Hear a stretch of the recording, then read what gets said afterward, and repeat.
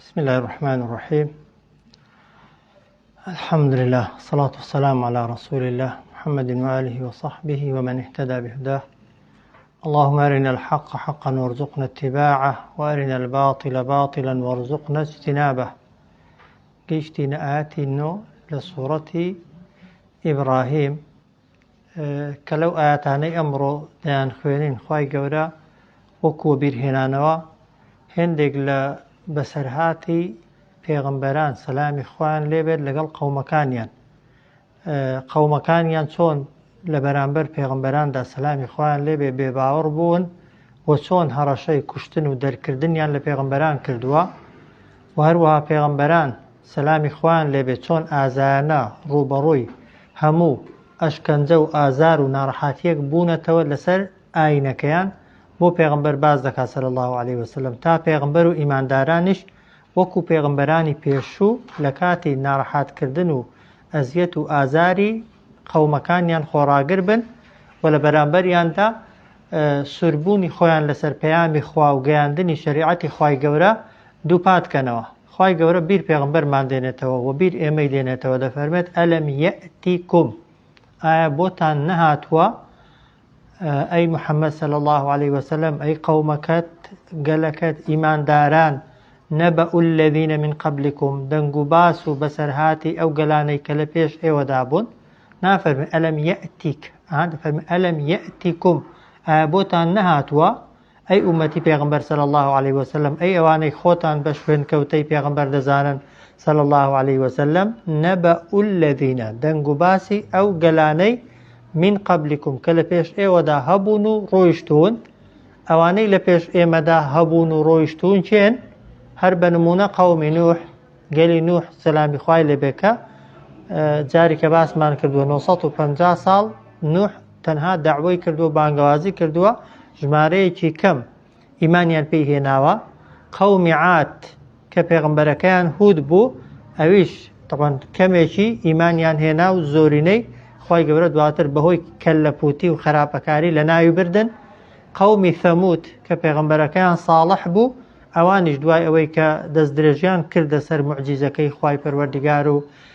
خراپەکاریان بڵاو کردەوە و بەشێکیش ڕێگریان لە خراپە نەکرد خوا ئەوانیشی لە ناو برد. والذین من بعدهم و ئەو گەلانەشی کە بە دوای قەومی نوح و عاد و ثەمود داهاتن کە لا يعلمهم کە ژمارەی ئەو گەلانە نازاندرێت و نازانن ئیلا الله جگە لە خوا. ژمارەی گەلەکان هێندە زۆرە،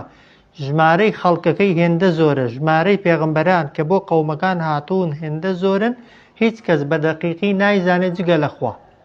جا دەفەرمێت جاءتهم هاتن ئەو پێغەمبەرانە جاءتهم هات بۆ لای ئەو قەومانە ڕسولهم پێغەمبەرەکانیان بالبەییناتی بە چەندان بەڵگە و نیشانە و موعجزەی ئاشکرا و ڕوون. بەڵام هەڵوێستیان چی بوو خەڵکەکە؟ فەڕەدوا ئەیدیەهم فەڕەدوا یعنی دایان دەنا ئەیدیەهم دەستەکانیان فی ئەفواههم لە ناو دەمیاندا دەستەکانیان یا پەنجەکانیان لە بەرامبەر پێغەمبەراندا لە بەرامبەر بانگەوازی پێغەمبەراندا دەخستە ناو دەمیانەوە. بۆچی؟ کاتی دەرسێنە کاتی دەرسێدای خان ڕەحمەتان لێ. فەڕەدوا ئەیدیەهم فی ئەفواههم دایان دەنا دەستەکانیان لە ناو دەمیان. دەستیان بۆچی دەخستە ناو دەمیان؟ تەمان مفەسیرین دەفەرمون هێندێکیان دەفەرمون کە پێغەمبەران قسەیان بۆ دەکردن وەکو تێکدانی قسەی پێغەمبەران بۆی خەڵک ئاگای لە قسەی پێغەمبەران نەبێت دەستیان دەخستە ناو دەمیان و فیکەیان بۆ لێ دەدەن. فیکە وەکو گاڵتە پێکردن ئەوەش شێوازێک. هێندێکی دیکە کە دەمیان خستۆتە دەستیان خستۆتە ناو دەمیان لە بەرامبەر پێغەمبەراندا لەڕقی پێغەمبەران بووە. پێغەمبەرەکان هەر داوایان کردوون هەر بانجیان کردوون هێندە بێزار بوون لە پێغەمبەران و لە داوەکانیان دەستیان خستۆتە ناو دەمیان گازیان لە دەستی خۆیان گرتووە لە داخی پێغەمبەران. تەوان تۆ قسە بکەی ئامانجیشت لە قسەکەی ئەوە بێ خەڵکی لە ئاگر بێنیە دەرێ و بەرەو بەهەش بیبەی خەڵکەکەش لە داخان دەستی خۆی بگەزێ بێگومان تەوان زۆر قورسە هاتە حەمولکردنی. هێندێکی دیکە دەفەرمون نا دەستی خۆیان دەخستە ناو دەمیان یعنی گاڵتە پێکەنینیان بە پێغەمبەران دەهات بە قاقایەکی وا پێ دەکەنین دەوا بەدەستیان تەوان دەمیان بگرن بۆی دەنگەکەیان زۆر دەرنەچێ و هێندێکی دیکە دەفەرمون دەستیان دەخستە سەردەمیان وەگەوەی کە پێغەمبەرەکان قسەیان دەکردن دەستیان بەدەمیەوە دەنا یعنی بێدەنگ بە یعنی هیچی دیکە قسەمان بۆ مەکە بێزار بووین بەپێی تەوان تەفسیرەکان بێ هەر قەومەی نەوە هەڵوێستێکی لە بەرامبەر پێغەمبەرەکەی داناندووە هەیە لەرقان دەستی خۆی گەستووە لە دژی پێغەمبەران هەیە فیکەی بۆ پێغەمبەران لێداوە هەیە پێکەنینی بە پێغەمبەران هاتووە و هەشە بە ئیشارەت و ئاماژە تااقەتیان نەبووە بژڵن پێ بکەنن بێدەنگ بن هەر بە ئیشارەت دوکانە بێدەنگ بن قسەمان بۆ نەکەن و تااقەتی گوێگرتنێمان نییە گرنگ قەومەکان لە بەرامبەر پێغەمبەرانیاندا لە بێزاربوونیان لە پێغەمبەران یعنی پێغەمبەرەکان هێندە داعوەکەیان هێندە بانگەوازیەکەیان بۆ قەومەکانیان دووبارە کردوتەوە هەتا وای لێ هاتووە خەڵکەکە تااقەتی گوێگرتنیان نەبووە یان دڵنیا بوون لەوەی کە ئیمان ناهێنن لە بێزاریان وەک دەڵێ دەستی خۆیان گەستووە فەڕەدوا ئەیدیەهم فی ئەفواههم دەفەرمێت دایان دەنا دەستیان لە ناودەمیاندا وقالوا و هەروەها دەشیان گوتیان ئینا کەفەڕنا بێگومان ئێمە بێ باوەڕین بیما ئورسیلتم به بەو پەیام و شەریعەتەی کە ئێوە پێی نێردراون وقالوا دەشیان گوت ئینا کەفەڕنا بێگومان ئێمە بێ باوەڕین بیما ئورسیلتم بەو شتەی ئێوە نێردراون بیهی پێی ئەو جاردایان گوت و ئینا لەفی شەکین بێگومان ئێمە لە گومانداین ئێمە گومانمان هەیە مما تەدعونەنا لەو شتەی کە ئێوە ئێمەی بۆ بانگ دەکەن ئەو جار مما تەدعونا ئیلەیه لەوەی کە ئێمە بۆ لای بانگ دەکەن موریب ئێمە قەلەقین ئێمە دوودڵین و پێمان وایە ئەوەی کە ئێوە دەیڵێن ڕاز نییە یان مەبەستێکتان هەیە کاتێک کە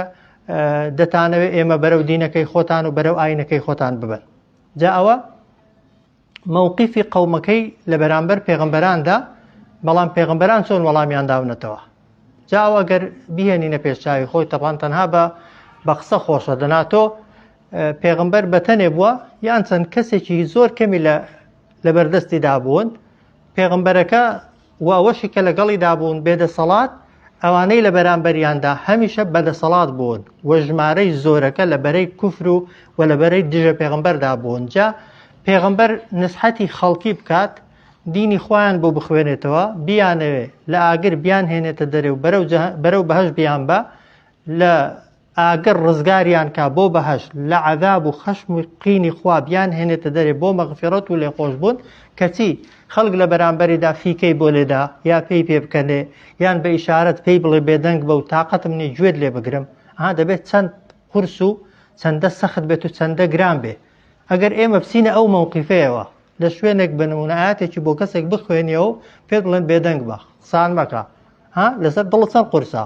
ئەگەر لە زیاتیەوەی گوێت لێ بگرن فیکەت بۆ لێدەن ئەی لە زیاتیەوەی ڕێزت لێ بگرن پێت پێ بکەنن کە خەڵکی ئێمە لە ناو میلەتێکی مسلماندا دەژین خەڵکی ئێمە عەکسیشە وایە کاتە قسەیان بۆ دەکەی زۆرینە پێیان خۆشە زۆرینە ڕێزت دەگرن زۆرینە دەستت بۆ بەسینکەوە دەنێن و پێش خۆشت دەخەن واش جاری وهەیە کەم تەرخەمی دەکەین واش جاری وهەیە دەترسین لەوەی کە پێمانە بیگەێنین غەڵەتکەین جاری وایە دەترسین لەوەی کە لێمان وەرنەگرن و جاری وایە شەرم دەکەین و جاری وایە متمانەت بە خۆ دنیەکە ئەوانە هیچیان عوزری نەگەیاندنی پەیام و شەریعەتی خوانین هەتانە ئەگەر دڵنیابی لەوەی وەکو پێغەمبەران خەڵک دەمت دەگرێ دڵنیابی لەوەی کە فیکەت بۆ لێ دەدەن و پێت پێ دەکەنن دڵنیابی لەوەی کە پێت ڕادەبوێرن و گاڵتەت پێ دەکەن ئینسان ئەگەر پێویست بوو و جێگایەکە جێگای خۆی بوو دەبێت ئاەت و فەرموودە و شەریعەتی ئەخوا و ئەو پێغەمبەرانە بگەێنێت بۆ چونکە ئێمە شوێن کەوتەی ئەو پێغەمبەرانەین ئێمە پەیامی پێغەمبەرانمان پێیە و میراتگیری پێغەمبەران مسلمانانن وەخوای گەورەش بەسەرهاتەکەی کە بۆ باس کردوین بۆی ئێمەش ئەگەر خەڵک ئاواش بێ هەر دەبێ بانگیان کەین ئەگەر خەڵک گوێشمان لێ نەگرێت و لێشمان بێزار بێ هەتا دەگەینە یەقین کە قسەکانمان کەڵکی نییە قسەکانمان کەس گوێمان بۆ ناگرێت و کەس لێمان وەرناگرێت داوە و پەیامی خوای گەورە هەر دەبێت دووبارەکەیەوە چونکە خەڵک گوێشت لێ نەگرێ بە قسێشت نەکاتۆ خێری خۆت و پاداشتی خۆت هەر دەستکەوتووە چونکە ئەگەر بە قسێتکەن خێری گەیاندنەکەت دەگاتێ، ئەگەر دژت بوەستنەوە خێری سەبرگرتن و ئارامگرتنەکەت دەگاتێ. سەیری ئاەتەکەی کەنەوە ئەلەم یەئتیکم ئایا بۆتان نەهاتووە نەبەئ الذینە دەنگ و باسی ئەو گەلانەی من قبلكم کە لە پێش ئێوەدا ڕۆیشتوون قەومی نوحین وعاد وثەمودا گەلی عاد و گەلی نوح و عاد و ثەمود والذین من بعدهم و ئەو گەلانەشی کە بەدوای ئەوان داهاتن کە لا يعلمهم ژمارەی گەلەکان نازاندرێت بە تەواوی إلا الله جگە لە خوا جاءتهم هاتن بۆ لای ئەو قەومانە ڕوسولهم پێغەمبەرانیان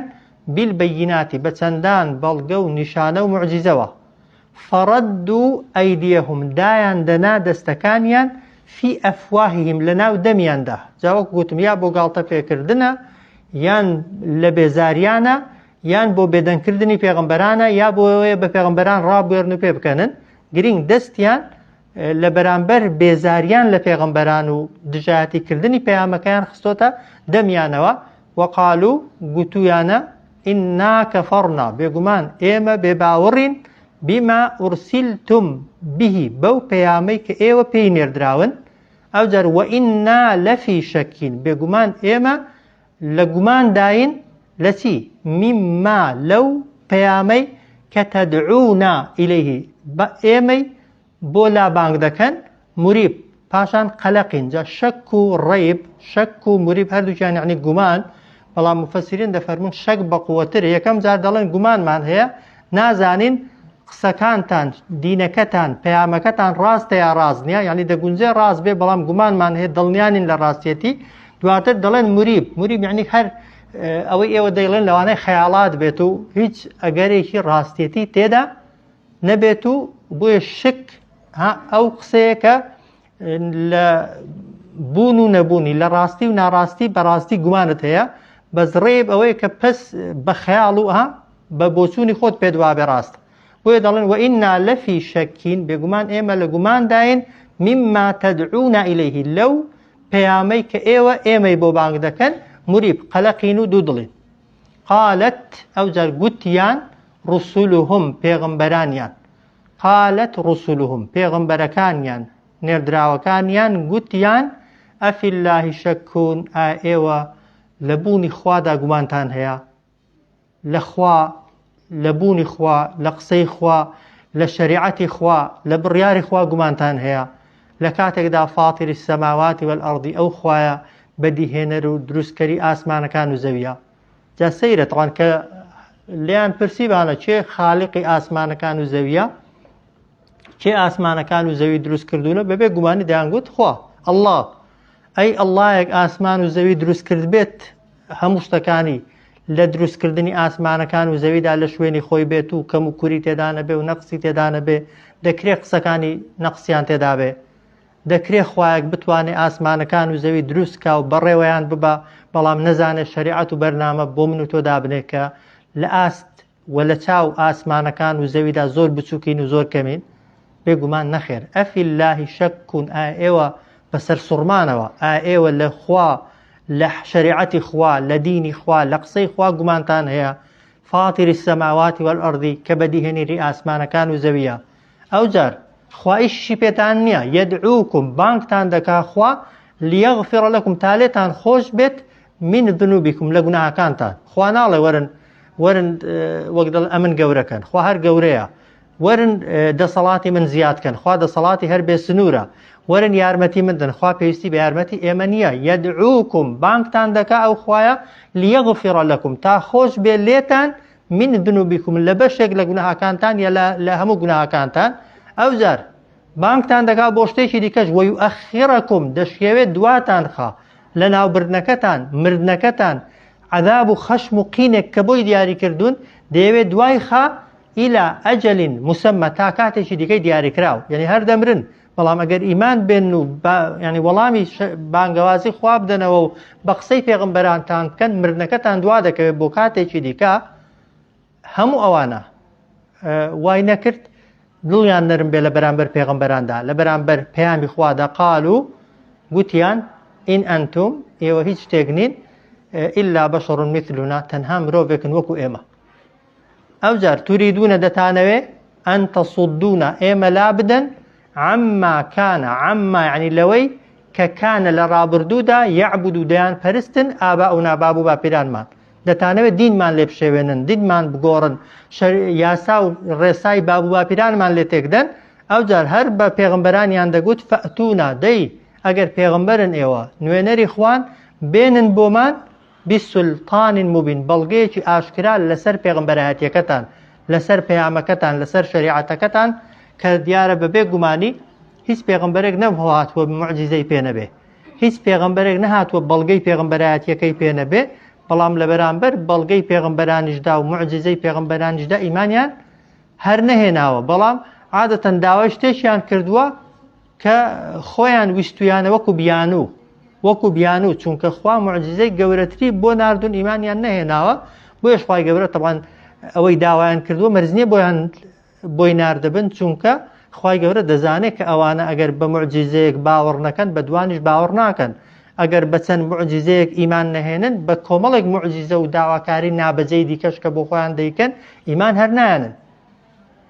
ئاەتەکەی هەر ئەوەیان با بڵێنەوە قالت ڕسولهم گوتیان پێغمبەرانیان ئەفی اللهی شەکون ئایا ئێوە لە خوا گومانتان هەیە، لە خوا یعنی لە شەریعەتی خوا، لە پەیامی خوا، لە دەسەڵاتی خوا، لە عیلمی خوا، لە حکمەتی خوا گومانتان هەیە فاتری السەماواتی والئەڕض کە ئەو خوایە بەدیهێنەر و دروستکەری ئاسمانەکان و زەویە یەدعوکم ئەو خوایە بانگتان دەکا لیەغفڕ لەکم تا لێتان خۆش ببێ، خوا دەیەوێت لێت خۆش بێ من ذنوبکم لە گوناهەکانتان وەیؤەخیڕەکم دەیەوێت دواتان خا لە ناوبردنەکەتان مردنەکەتان ئیلا ئەجەلین مسەممە تا کاتێکی دیکەی دیاریکراو. واش هەردایان گوتی قالوا گوتیان ئین ئەنتوم ئێوە هیچ شتێک نین ئیلا بەشەڕون تەنها مرۆڤێکن مثلنا وەکو ئێمە، لەگەڵ ئێمە هیچ فەرقتان نییە. توریدونە دەتانەوێ ئەن تەصودونە ئێمە لا بدەن عەمما لەوەی کانە کە لە ڕابردوودا یعبود و دەیان پەرستن ئاباؤنا باب و باپیرانی ئێمە. ئەوجار هەر بەرامبەر بە پێغەمبەران دەیان گوت فەئتونا دەی بێنن بۆمان بسلطان مبین بەڵگەیەکی ئاشکرا لەسەر پێغەمبەرایەتیەکان. قالت لەهم دیسان گوتیانەوە پێیان ڕسولهم پێغەمبەرانیان ئین نەحن ئیلا بەشەڕ مثلکم بەڵێ ئێمە تەنها مرۆڤێکین وەکو ئێوە. لە خاڵی هاوبەش ڕادەست پێ دەکەن بەڵێ کە ئێوە دەڵێن ئێوە مرۆڤن بەڵێ ئێمەش مرۆڤین، لە مرۆڤایەتیدا لە بەشەریەتیدا ئێمەش وەکو ئێوەین. فعلەن هەموو پێغەمبەران کە خوا ناردوونی بەشەر بوون، هیچ پێغەمبەرێک مەلایکەت نەبووە، هیچ پێغەمبەرێک جنۆکە نەبووە، هەر پێغەمبەرێک هاتبێت بەشەر بووە وەکو ئێمە لە ڕووی جەستەوە، خواردوویەتیەوە خەوتووە نووسووە مردووە نەخۆش بووە چۆتە بازار ژنی هێناوە منداڵی هەبوون، هەموو ئەو شتانەی مرۆڤ دەیکا پێغەمبەرانیش کردویانن لە شتە ئاساییەکان. قالت لەهم گوتیان پێیان ڕسولهم پێغەمبەرانیان ئین نەحن بەڵێ ئێمە ئیلا بەشەڕون تەنها مرۆڤێکین وەکو ئێوە وەلاکن الله بەڵام خوا یەمن یعنی منەت دەکا چاکە دەکا على من يشاء بەسەر ئەو کەسەدا کە خۆی بیەوێت من عیبادهی لە بەندەکانی. یعنی چی؟ یعنی خوای گەورە چاکە لەگەڵ هێندێک بەندە دەکات لە ناو بەندەکاندا دەیان کا بە پێغەمبەر و پەیامی خۆیان و شەریعەتی خۆیانیان پێدا دەنێرێ. ناژڵێن تەواضوعان ئێمە خوا چاکەی لەگەڵ کردوینی بە پێغەمبەر و لە ئێوەی جیا کردوینەوە. دەڵێن وەلاکن الله خوا یەمن على من یشاء منەت دەکا بەسەر هەر کەسێکدا کە خۆی بیەوێ لە ناو بەندەکانیدا. ئەوجار وەما کانە لەنا بۆ ئێمەش نییە ئێمە ڕێگەمان پێ نەدراوە ئەن نەئتیەکم بێنین بۆتان بسلطانین هیچ بەڵگەیەک ئیلا بئیذن الله ئیلا بە ئەمر و فەرمانی خوا نەبێ. ئەوجار پێغەمبەران سەلامی خۆیان لەسەر بێت دیارە هەڕەشەیان لێ دەکرێت، هەڕەشە لە خۆیان لە شوێن کەوتوەکانیان دەکرێت، بۆیە دەڵێن وعلى الله هەر بەخوا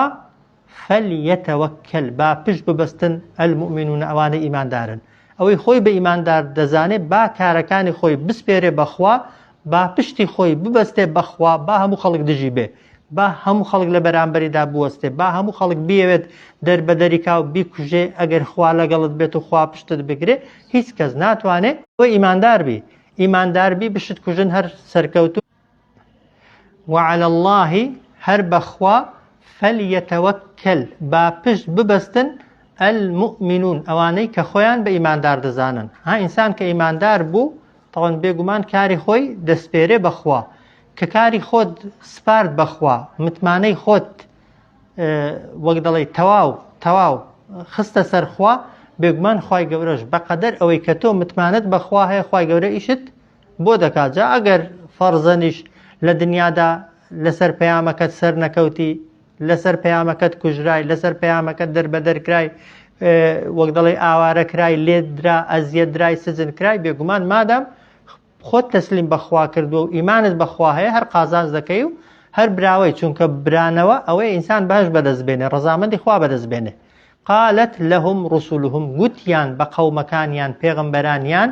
إن نحن إلا بشر مثلكم بەڵێ ئێمە إن نحن ئێمە هیچ شتێک نین إلا تەنها بەشەر يمن منەت چاکە دەکا على من يشاء بەسەر کەسێکدا کە خۆی بیەوێ، ولكن الله يمن على من يشاء بەڵام خوا منەت چاکە دەکا بەسەر هەر کەسێکدا کە بیەوێ لە بەندەکانی، یعنی دەیکا بە پێغەمبەر و بە نێردراوی خۆی. وما كان لنا بۆ ئێمە نییە و ئێمە ڕێمان پێ نەدراوە ئەن نەئتیەکم بێنین بۆ ئێوە بسوڵتانین هیچ بەڵگەیەک لەو بەڵگانەی کە ئێوە داوای دەکەن إلا بإذن الله تەها بە ئەمری خوا نەبێ. وعلى الله هەر بەخوا فەلیەتەوەکەل با پشت ببەستن المؤمنون ئەوەی خۆی بە ئیماندار دەزانێ، نەکەر ئیماندارەکانی سەردەمی ئەوان، هەرچی خۆی بە ئیماندار دەزانێت تا قیامەتێ کاتێک کە تنگانە و ناڕەحاتی ڕوبەڕووی بوویەوە با ئیشەکانی خۆی تەنها بەخوا بسپێرێ. ئەگەر ئیشی خۆت بەخوا سپار بێگومان خوای گەورە هەموو شتێکت بۆ دەکات. ئاەتی دواتر هەر پێغەمبەران سەلامی خوایان لەسەر بێت وەما لەنا چ شتێک وا لە ئێمە دەکا ئەللا نەتەوەکەلە عەلە الله کە ئێمە پشتمان نەبەستین بەخوا، کارەکانی خۆمان تەسلیم نەکەین بەخوا. وەقەد هەدانا سوبولەنا لە کاتێکدا ڕێنمونی کردوین خوا سوبولەنا بۆ ڕێگا ڕاستەکەی خۆمان. وما لەنا چ شتێک وامان لێ دەکا ئەللا نەتەوەکەلە عەلە الله کە پشت نەبەستین بەخوا و کارەکانی خۆمان نەسپێرین بەخوا. وەقەد هەدانا سوبولەنا لە کاتێکدا خوای گەورە ڕێنمونی کردوین بۆ ڕێگای خۆمان کە ڕێگای ڕزگاری و سەرفرازی و بەختەوەری و چوونە بەهەشتە. ئەو جار دەڵێن چی لە بەرامبەر قەومەکانیاندا؟ دیارە قەومەکانیان هەڕەشەی کوشتنیان لێ دەکەن، هەڕەشەی دەربەدەرکردنیان لێ دەکەن، هەڕەشەی بەربارانکردنیان لێ دەکەن. دەڵێن وەلەنەصبیڕەنە یعنی سوێند بێ بەخوا و دڵنیا بن ئێمە ئارام دەگرین على ما ئاذەیتمونا لەسەر ئەو ئازار و ناڕەحەتیانەی کە ئێوە تووشی ئێمەی دەکەن، ئێوە بۆ ئێمەی دێنە پێشێ، ئێمە قەرارمان وایە بڕیارمان وایە ئارام بگرین. ئەو جار وعلى الله هەر بەخوا دیسان دووبارەی دەکەنەوە فەلیەتەوەکەل با پشت ببەستن المتەوەکیلون ئەوانەی بەتەمان پشت ببەستن بە شتێک، ئەوانەی بەتەمان کارەکانی خۆیان بسپێرن بە کەسێک. ئەو کەسێک کە کاری پێدەسپێری تەنها چێ شایستەیە؟ تەنها خوا، تەنها بەخوا کارەکانی خۆت بسپێرە، تەنها ئیشەکانی خۆت بدە بەخوا و تەنها خۆت تەسلیم بەخوا و بە قەدەری خواکە، چونکە تەنها خوای پەروەردگارە خاوەنی تۆیە، خاوەنی ئەو کەسەشە کە دژمنایەتی تۆ دەکا. ئەتۆ کە عەبدی خوای و ڕوود لە خوایە و خوا خۆشی دەوەی و بەرامبەرەکەش کە دژی تۆیە و خوا ڕقی لێتی، هەردووکتان وەکو یەک لەژێر دەسەڵاتی خوای پەروەردگاردان، لەژێر لە شوێنێکدان کە خوا دەتان بینێ، لە جێگایەکدای کە خوا ئاگای لە کارەکانتە، خوا دەتوانێت ئەتۆ سەرخە، خوای گەورە دەتوانێت دوژمنەکەشت بۆ زەبوون کات و بۆ سەرشۆڕکە. بۆیە کەسێک کە شایانی ئەوە بێ ئینسان ئیشی پێ بسپێرێت و کاری خۆی بداتە دەستێ، تەنها خوای پەروەردگارە. بۆیە لەوەی یەکەمیش فەرمی فەلیەتەوەکەل، لێرە دیسان دەفەرمێ وعلى الله بەس بەخوا کەسی دیکە نا، با پشت ببەستن المتەوەکیلون ئەوانەی بەتەمان کارەکانی خۆیان بدەن بە کەسێک و ئیشی خۆیان بە کەسێک بسپێرن. وەما لەنا چ شتێک وا لە ئێمە دەکا؟ ئەو قسەی پێغەمبەرانە لە بەرامبەر قەومەکانیاندا ئەللا نەتەوەکەلە عەلە الله کە ئێمە پشت نەبەستین بەخوا. وەقەد هەدانا بێگومان خوای گەورە ڕێنمونی ئێمەی کردووە سوبولەنا بۆ ڕێگای ڕزگاری و سەرفرازی خۆمان کە ڕێگای چوونە بەهەشتا وەلە نەصبیڕەنە بۆیە سوێند بەخوا و دڵنیابن ئێمە ئارام دەگرین على ما لەسەر هەموو ئەو شتانەی کە ئادەیتمونە ئێوە تووشی ئێمەی دەکەن لە ئازار و ئەشکەنجە و ناڕەحاتی وعلى الله هەر بەخوا فەلیەتەوەکەل با پشت ببەستن المتوکلون هەموو ئەو کەسانێک کە بەتەمای ئەوەنە کەسێک پەیداکەن بۆی پشتی پێ ببەستن و کەسێک پەیداکەن بۆی کاری خۆیانی پێ بسپێرن با هەر بەخوا کاری خۆیان بسپێرن و با ئیشەکانی خۆیان تەنها تەسلیم بەخوای پەروەردگارکە ئەوجار وقال الذين كفروا وتیان ئەوانەی کە بێ باوەڕن لڕسولهم بە پێغەمبەرانیان وتیان چی لەنوخرجەنەکم دەی سوێند بێ دڵنیابن ئێمەش ئێوە دەردەکەین من ئەڕضینا لە زەویەکانی خۆمان نەیان دەگوت لە زەویەکانی خۆشتان لە زەویەکانی خۆمان خۆیان بە ساحیبی زەویەکان دەزانیت و پێغەمبەرانیان بە بێگانە دەزانین لە کاتێکدا هەموو پێغەمبەران خەڵکی هەمان شوێن بوون کە خەڵکەکەی لێبوو بەڵام پێیان وابوو لەبەرەوەی پەیامێکی تازە و دینێکی تازەیان پێ حەقی ئەوەیان نیە لەسەر زەویەکەش بژێن کەوە تەوان بۆچوونی هەموو کەسێکی تاغوت و ستەمکارە لە هەموو سەردەمێکدا ئەو لە تەعودونە یان دەبێ بتان گەڕێنینەوە فی میلەتینە ناو ئاینەکەی خۆمان یعنی دوی اختیارتان لەبەردەستدا یا دەرتان دەکەین یا دەبێت بێنەوە ناو دینەکەی ئێمە وەکو ئێمە ئەوەی ئێمە دەیپەرستین لە دار و بەرد و بت ئێوەش دەبێت بپەرست بەڵام ئەوە قسەی تەوان بڕیاری پێغەمبەران چی بوو ئەوە بوو وەلە نەصبیڕەنە عەلا ما ئاذەیتمونا وعلى الله ئێمە بڕیاری پێغەمبەران ئەوە بوو ئارام بگرن لەسەر هەر ئەشکەنجە و ئازار و ناڕەحاتیەک کە تووشیان ببێ لە بەرامبەر کافرەکان ئەوە یەک قەراری دووهەمیان ئەوە بوو کارەکانی خۆیان بەخوا بسپێرن ئەدی بڕیاری خەڵکەکەی چی بوو بڕیاری خەڵکەکەش ئەوە بوو دەریان کەن پێغەمبەران و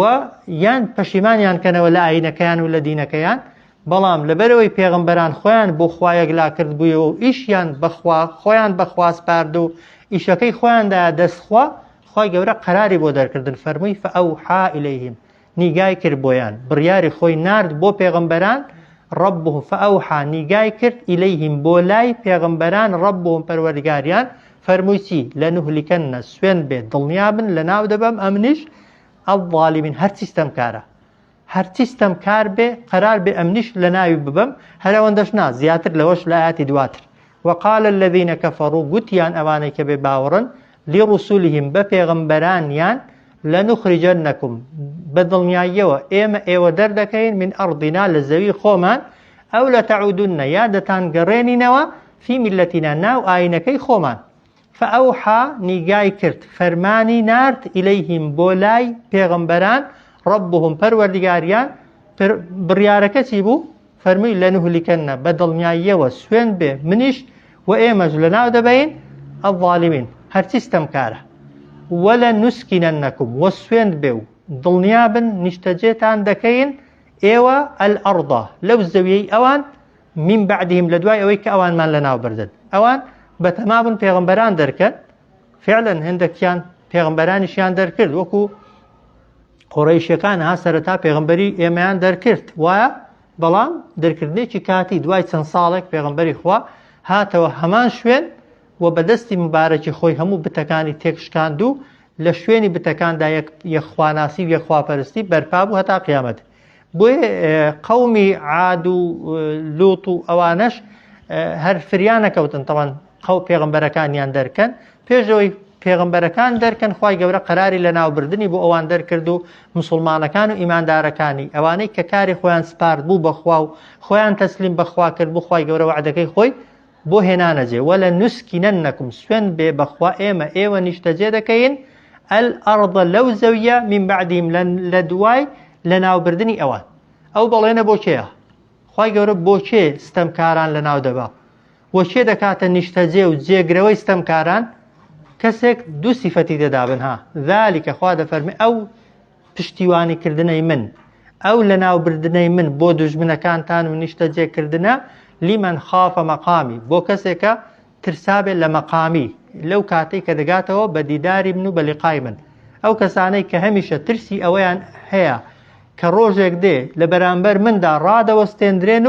و من لەسەر هەرچی کردویانە و گوتویانە لێپرسینەوەیان لەگەڵدا دەکەم ئەوە یەک وخاف وعيد وأو كسانشي كترسابن لوعيد يعني لها رشو سزاكاني من كل الدنيا دا باسم كردوان كسك هميشة أو مشهدي لبيش چاوبه كلا قيامت لبرانبر خوا دا رادا وسته وخوا پرسياري لدكاو جوابكاني حاضرن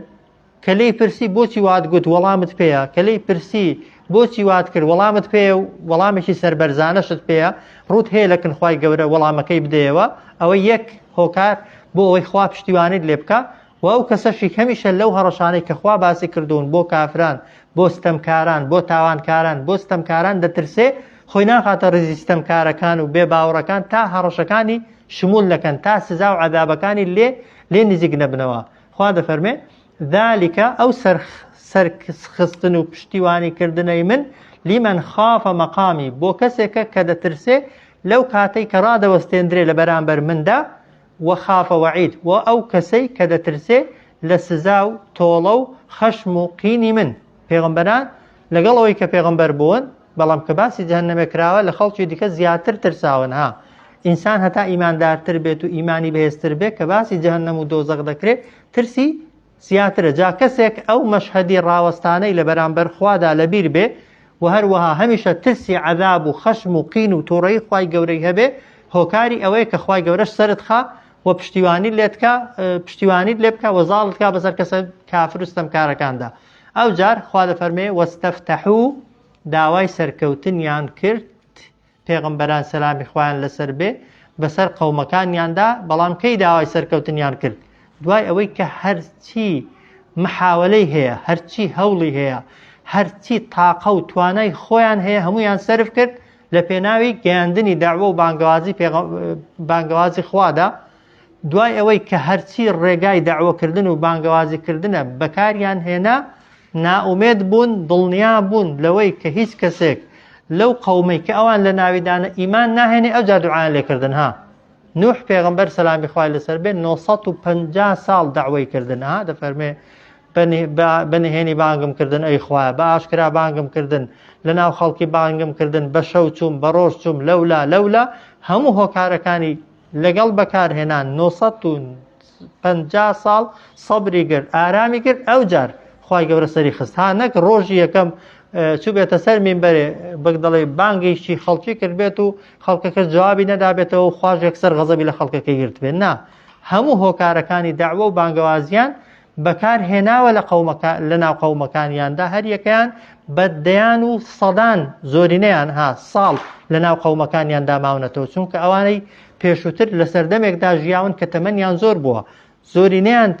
بە 100 ساڵ زیاتر و چەند 100 ساڵ زیاتر داوایان کردو و پێغەمبەرایەتیان کردو ئەو جار وەستەفتەحو داوای سەرکەوتنیان کرد ئەو جار وەخابە زەرەرمەند بوون لە ناو بران كل جبار هەموو ئەو کەسانەی کە جەبار خۆیان بە زۆر دەزانی و متەکەبیر بوون وعنید و ئەوانەی کە لە بەرامبەر ڕاستی و حەقیقەتدا عینادیان دەکرد و لە فەرمان و قەراری خوای پەروەردگار هەڵدەگەڕانەوە وەستەفتەحو داوای سەرکەوتنیان کرد پێغەمبەران سەلامی خوایان لێبێ وەخابە و زەرەرمەند بوون لە ناوچوون كل جبار هەموو خۆبەزلزانێکی عنید یاخی لە فەرمانی خوا ئەو جار خوا کە لە دنیا لە ناوی بردن تەواو پاک بوونەوە بێگومان نەخێر خوا دەفەرمێ من وەڕائیه جەهەنەم لە دوای ئەو سزایەش دۆزەخ چاوەڕێیانە من وەڕائیه دوای عەذابی دنیا دوای سزای دنیا دوای لەناوبردنیان لە دنیادا دۆزەخ چاوەڕێیانە لە دۆزەخی چ دەکەن دەحەسێنەوە بێگومان ناخوا دەفەرمێ وەیوسقا دەخۆنەوە یا پێیان دەخۆنەوە بەڵام من مائین ئاوێک لە چی دروست کراوە لە شوێ سەرچاوی گرتووە لە سەدید لە کێم و زوخاوی پێستی چەوری جەهەنەمیەکان نەک کانیاو نەک ئاوێکی فێنک نەک ئاوێکی سازگار من وەڕائیه جەهەنەم لە دوای ئەو سزای دنیاە لە دوای ئەو نەلاوبردنی دنیاە دۆزەخ چاوەڕێیانە وەیوسقا دەخۆنەوە لەوێت چونکە تینویان نەو وەتینوەتی تینیان بۆ دێنێ هەرچی شل بێت و پێی بگوترێ شلەمەنی دەیخۆنەوە بەشکم ها لە دنیاشدا ئەگەر کەسێک زۆر زۆر زۆر تینوی بێت و تینوەتی بۆی تینوەتی تینی بۆ بێنێ لەوانەیە ئاوا پیسەکانیش بخواتەوە گەتین هات لەوێ تەمەن گەرمایەکەی ئی دەشتی مەحشەر و گەرمای ناو جەهەنەم و ناو ئاگر دەبێت چ تینوایەتێک بێت تەمان تینوایەتەکە تینیان بۆ دێنێ کە تینیان بۆ هات دەخۆنەوە بەڵام چ دەخۆنەوە من ماء صدید ئاوێک کە لە کێم و زوخاو و جەستەی جەهەنەمیەکان هاتۆتە دەرێ خوێن کێم و کێم و زوخاوی چێش پێستی جەهەنەمیەکان کە پێستێکی زل و گەورەیە ئەو جا خوا دەفەرمێ یەتەجەڕەعه قوتی دەدەن دەیانەوێ ئاوەکەی قوت دەن بەڵام وەلا یەکاد و نزیکە یوسیغه ئەو ئاوەیان پێ قوت نەدرێ لەبەر گەرمیان لەبەر بۆگەنیان لەبەر پیسیان لەبەر ناڕەحەتیان بە قورگیاندا دەکرێ لە تینوێتیان بەتەمان قوتی دەن بەڵام لە هێندە گەرمە هێندە پیسە هەندە بۆگەنیوە ناتوانن قوتیشی دەن وەلحاصل لەناو قورگیاندا دەهێڵدرێتەوە و دەبردرێ بەردەوام پێی سزا دەدەن یەتەجەڕەعه یعنی دەیانەوێ ئەو ئاوە قوت دەن بەڵام وەلا یەکاد نزیکە خەریکە یەسیغه ئەو ئاوەیان پێ قوت نەدرێ و بە زەحمەت دەتوانن قوتیشی دەن ئەو جا خوا دەفەرمێ وەیەتیه المەوت بۆیان دێت مردن یەتەجەڕەعه یعنی قوتی دەدەن وەلا یەکاد و نزیکە یوسیغه نەتوانن قوتی دەن و بە قورگیاندابی بە نەخوارێ وەیەتیه المەوت دێ بۆیان مردن هەیە لەوێیان نییە یعنی بەڵام هۆکارەکانی مردنیان بۆ دێ یعنی هەموو یەتەجەڕەعه ئەو ئاوە قوت دەدەن وەلا یەکاد و بەڵام نزیکە و خەریکە یوسیغه نەتوانن قوتی دەن وەیەتیه المەوت بۆیان دێ مردن من كل مەکان لە هەموو لایەکەوە یعنی هۆکارەکانی مردنیان بۆ دێ لە هەموو لایەکەوە هەرچی لە ناو جەهەنەمێدا هەیە ئەگەر لە دنیایە بێ بۆت بێنن دەمری یەک قومە ئاوی جەهەنەمێ لە دنیادا بخۆیەوە ئینسان پێی دەمرێ یەک چرکە ئاگری جەهەنەمێ لە دنیای هەبێ کەسەکە بخرێتە ناوێ دەمرێ بەڵام خوا دەفەرمێ وەما هو بمەیت ئەو کەسە بە هیچ شێوەیەکی لە ناو جەهەنەمێدا نامرێ بۆ چونکە مردن لە بینی بەهەشت و جەهەنەمدا سەر بردراوە مردن کۆتایی هاتووە نە بەهەشتی دەمرن و نە جەهەنەمی دەبرن ئەسڵەن شتێک نەماوە ناوی مردن بێ مردن کۆتایی هاتووە جا خوا دەفەرمێ من وەڕائه عەذاب دوای ئەو ئاوەش عەذاب غەلیظ سزایەکی زۆر ئەستور و سەختتر و ناڕەحەتتریش هەیە هەرەوەندە نییە من وەڕائه یعنی دوای ئەو دۆزەخەش دوای ئەو کێم و زوخاوەش دوای ئەو ئاوە گەرمەش عەذاب غەلیظ سزایەک هەیە کە زۆر سەختە زۆر قورسە زۆر ناڕەحەت خوا پەناماندا کۆتا ئاەت یەتەجەڕەعه هەر ئەوە ئەو کێم و زوخاوەی جەهەنەمیانە دەخۆنەوە قوتی دەدەن وەلا یەکاد یوسیغه بەڵام بە ئاسانی ناتوانن قوتی دەن و خەریکە بۆیان قوت نەدرێت لەبەر خراپی و بۆگەنی و ناخۆشیان وەیەتیه المەوت دێ بۆ ئەو کەسە مردن من كل مەکان لە هەموو لایەک یعنی هۆکارەکانی مردنی لە هەموو لایەکەوە بۆ دێ بەڵام وەما هو بمەیت ئەو کەسە نامرێت چونکە خۆشترین شت لە ناو جەهەنەمێدا بۆ جەهەنەمیەکان ئەگەر هەبێ مردنە ها